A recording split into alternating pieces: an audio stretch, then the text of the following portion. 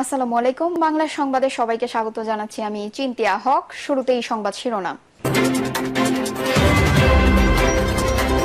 যারা পিআর বোঝে না তাদের রাজনীতি করার দরকার নেই, বলছেন নূর।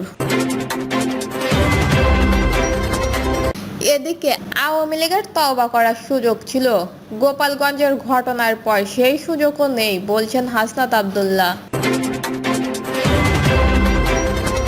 জানাবো সরকারের কোলে এক দল, কাঁধে আর এক দল, বলছেন মির্জা আব্বাস।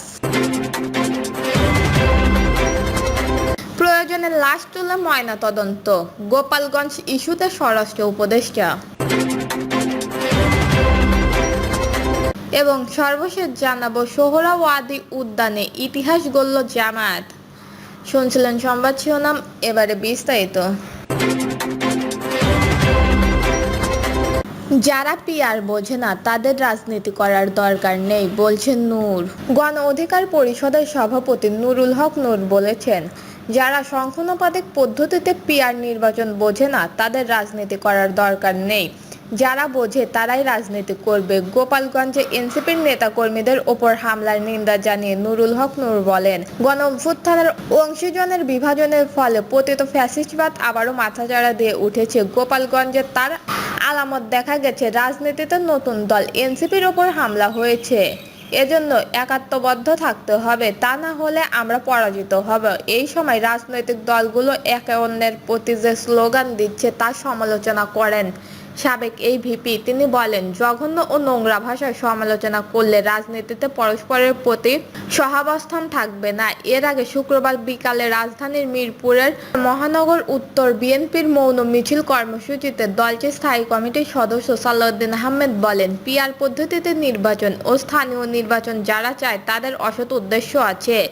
যারা বিভ্রান্তির মধ্যে দিয়ে নির্বাচনকে পিছিয়ে দিতে চায় তারা স্থানীয় ও পিআর পদ্ধতিতে নির্বাচন চায়। পিআর পদ্ধতি খায় না মাথায় দেয়, কেউ বোঝে না। তিনি বলেন, জনগণের সঙ্গে নিয়ে ফ্যাসিস্ট বিরোধী ঐক্য ধরে রাখতে হবে। যারা নতুন নতুন বাক্য বিশারদ হয়েছেন, নতুনরা ক্ষমতায় যাওয়ার স্বপ্ন দেখছেন, সেটা ভালো, কিন্তু কেউ যদি নির্বাচনকে পিছিয়ে দিয়ে ক্ষমতায় দীর্ঘায়িত করার চেষ্টা করে, ঘোলা পানিতে মাছ শিকার করার চেষ্টা করে, তবে তারাও আবার ফ্যাসিস্টবাদকে ফিরিয়ে আনার চেষ্টা করছে। বিএনপি স্থায়ী কমিটির এই সদস্য বলেন, একটি মহল ফ্যাসিস্টবাদ ফিরিয়ে আনার পায়তারা করছে, কিন্তু শেখ হাসিনার রাজনৈতিক মৃত্যু হয়েছে, দাফন হয়েছে দিল্লিতে। এই জুলাইয়ের মধ্যে জুলাই সনদ না হলে ঐকমত্য কমিশন ও অন্তর্বর্তীকালীন সরকার দায়ী থাকবে বলে জানান বিএনপির এই সিনিয়র নেতা।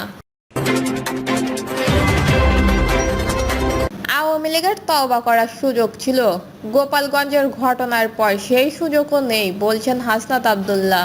জাতীয় নাগরিক পার্টির দক্ষিণাঞ্চলের মুখ্য সংগঠন হাসনাত আব্দুল্লাহ বলেছেন, স্বাভাবিক প্রক্রিয়ায় আওয়ামী লীগের পতন হয়নি, সুতরাং গণতান্ত্রিক প্রক্রিয়ায় তাকে পুনর্বাসন করতে পারবেন না। আওয়ামী লীগের পতন হয়েছে অভ্যুত্থানের মধ্যে দিয়ে, সুতরাং আওয়ামী লীগের তওবার যে সুযোগ ছিল গত পরশুদিন গোপালগঞ্জের ঘটনার পর, আওয়ামী লীগের তওবা করারও সুযোগ নেই। মনে রাখতে হবে, কিয়ামত হওয়ার পর তওবা কোনো কাজে লাগে না। আওয়ামী লীগকে অনেক সুযোগ দেওয়া হয়েছিল। হাসনাত আব্দুল্লাহ বলেন, গোপালগঞ্জে যেদিন আমাদের উপর হামলা হয়েছিল, যারা ওই হামলার পক্ষে কথা বলেছেন, যারা খুনিদের পক্ষে কথা বলেছেন, আওয়ামী লীগের ডেথ লিস্টে তারা নেই।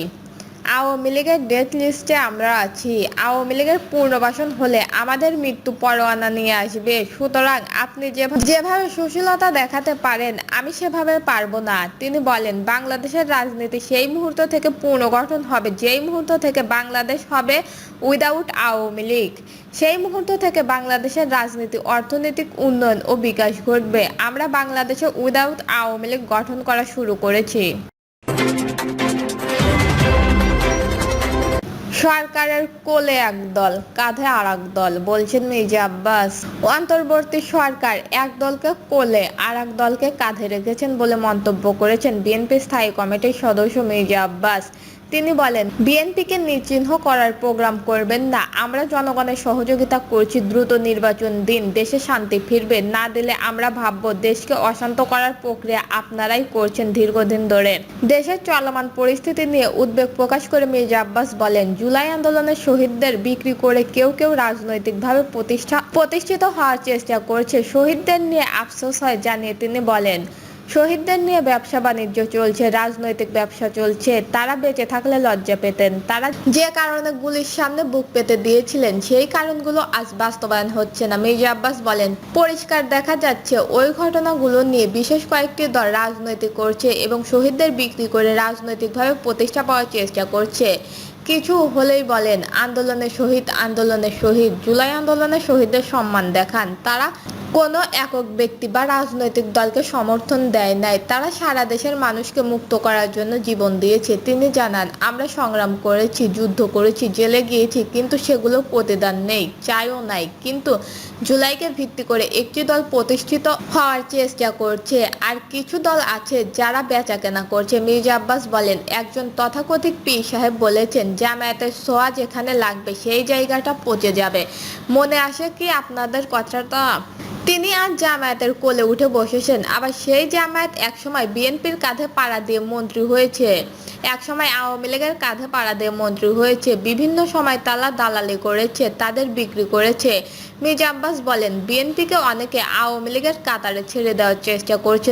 দয়া করে জিহ্বায় একটু লাগাম দিন, তাতে আপনাদের সবার ভালো হবে। এমন বাজে কথা বলবেন না যা মানুষের রক্তে আগুন ধরিয়ে দিতে পারে। বিএনপি ঝগড়ার দল নয়, বিএনপি গণতান্ত্রিক দল, জনগণের সঙ্গে নিয়ে লড়াই করে। বিএনপি স্থায়ী কমিটির এই সদস্য বলেন, দেশের মানুষের জন্য, গণতন্ত্রের জন্য, ভোটের অধিকারের জন্য বিএনপি 17 বছর রাজপথে আন্দোলন করেছে। বিএনপিকে নিশ্চিহ্ন করে ক্ষমতায় যাওয়ার চেষ্টা কেউ কেউ করছে, কিন্তু বিএনপির একজন নেতাকর্মী জীবিত থাকলে তারা কখনোই সফল হবে না। আমাদের নেতাকর্মীরা জেল খাটতে অভ্যস্ত, রাস্তায় আন্দোলন করতে অভ্যস্ত। জীবন ও যৌবনের অর্ধেক সময় রাজপথ ও জেলখানায় কাটিয়েছি।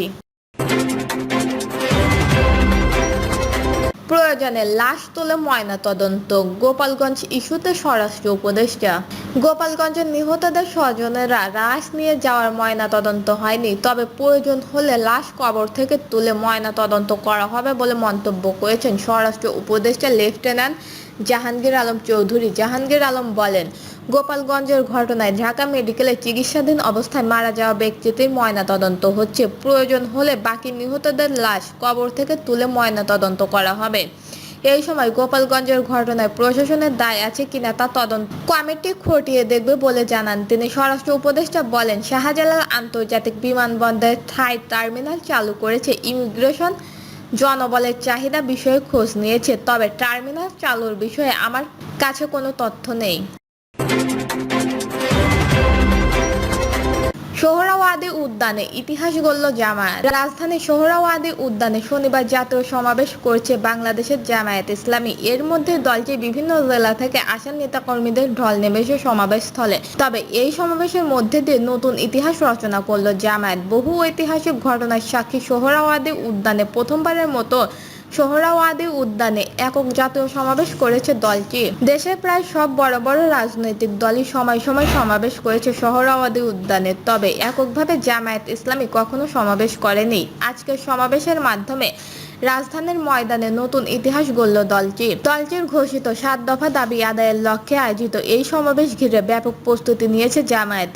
নেতাকর্মীদের দাবি, স্মরণকালের অন্যতম বৃহৎ জনসমাগম ঘটবে এ আয়োজনে। 7 দফা দাবি আদায়ের লক্ষ্যে রাজধানীর সোহরাওয়ার্দী উদ্যানে দলে দলে জড়ো হচ্ছে জামায়াত ইসলামী নেতাকর্মীরা। কারো হাতে ছিল দলীয় প্রতীক দাঁড়িপাল্লা, অনেকের গায়ে ছিল সাদা গেঞ্জি যেখানে লেখা, তরুণদের প্রথম ভোট জামায়াতের পক্ষ হোক এবং দাঁড়িপাল্লায় ভোট দিন। দর্শক, এই ছিল এখনকার সর্বশেষ নিউজটি ভালো লাগলে একটি লাইক দিন, কমেন্টে আপনার মতামত জানান এবং আমাদের পাশে থাকার জন্য বেল বাটনটা অন করে রাখুন। ধন্যবাদ।